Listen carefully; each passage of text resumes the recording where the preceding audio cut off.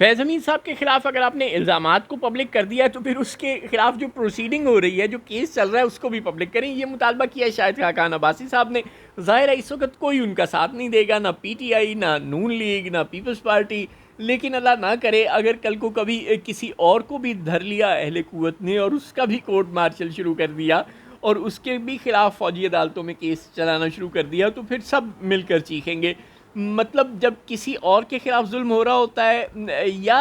کچھ ایسا ہو رہا ہوتا ہے جس کے متعلق یہ شک ہو کہ انصاف کے اصول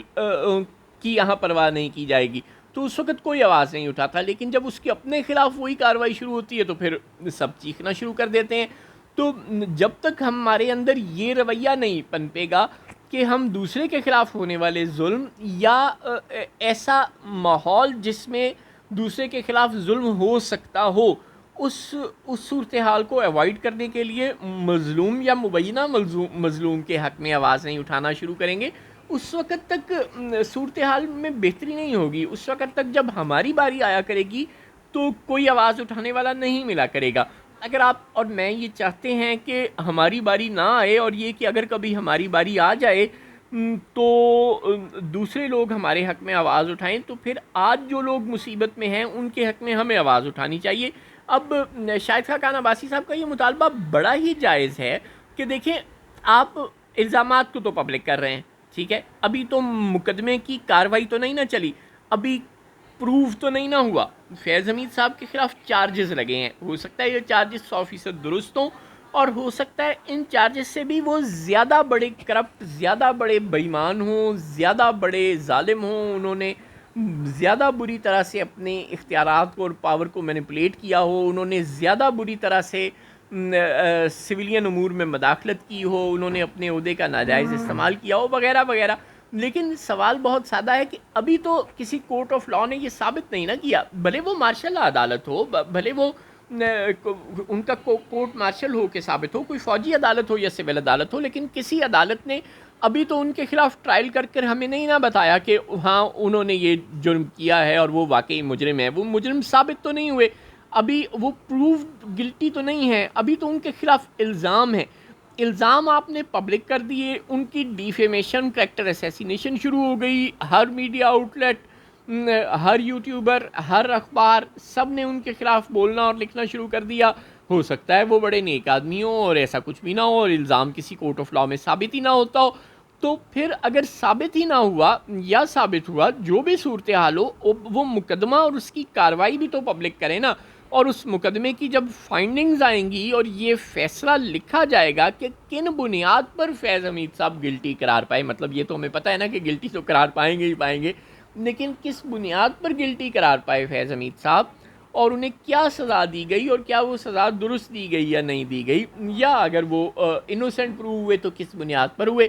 تو یہ بھی تو ہمیں پتہ چلنا چاہیے. یہ کاروائی بھی پبلک ہونی چاہیے، مگر ایسا نہیں ہوتا. کہا جاتا ہے کہ جی روایتی نہیں ہے، فوجی عدالتوں کی کاروائی نہیں پبلک کی جاتی. ٹھیک ہے، بہت اچھا کیا جاتا ہے، تو پھر الزامات کیوں پبلک کیے جاتے ہیں؟ یعنی یہ تو ڈبل سٹینڈرڈ ہے نا کہ کسی کے خلاف الزامات پبلک کر دیے، اس کا میڈیا ٹرائل کروا دیا، اور کسی کے خلاف کیس کی کاروائی اور اس کی فائنڈنگز کو پبلک نہ کرنا. اور فائنڈنگز کن قوانین اور کن اصولوں کی بنیاد پر ہیں اور کیا فائنڈنگز ہیں اور وہ کیسے ثابت ہوتی ہیں، یہ بھی پبلک نہیں کیا جائے گا. اب اگر آج یہ فیض حمید صاحب کے خلاف ہو رہا ہے اور ہم آواز نہیں اٹھا رہے، چاہے ان کے غلط کام بالکل تھے، لیکن فرض کریں اب عمران خان صاحب کو 9 مئی کے کیس میں فیض حمید صاحب کے ساتھ مل کر پاکستان کے خلاف کوئی بغاوت کو سازش کرنے کے الزام میں دھر لیا جاتا ہے اور فوجی عدالت میں ان کے خلاف بھی کیس چلتا ہے، اور اسی طرح ان کا بھی میڈیا ٹرائل شروع ہو جاتا ہے اور تمام میڈیا ہاؤسز انہیں بھی برا بھلا کہنا شروع کر دیتے ہیں، اور پھر فائنڈنگز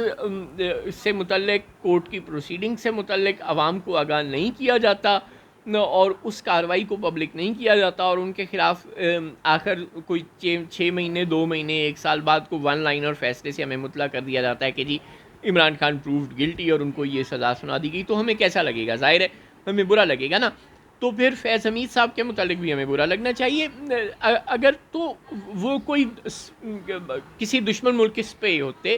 کوئی جاسوس ہوتے یا کسی دشمن ملک کے ساتھ مل کر پاکستان کے خلاف سازش میں ملوث ہوتے یا اس طرح کے کسی فوجی جرم میں ملوث ہوتے، تو پھر تو ہمارے پاس یہ سینس موجود تھی، بات سمجھنے کی گنجائش موجود تھی کہ نیشنل سیکیورٹی کا اور قوم کی عزت اور وقار کا اور ملک کی عزت کا مسئلہ ہے، لہٰذا ہم ان کے خلاف کیس کو، الزامات کو اور فائنڈنگز کو اور فیصلے کو پبلک نہ کریں. لیکن اس وقت تو ان پر سیاسی نوعیت کے اور سویلین امور میں کرپشن کے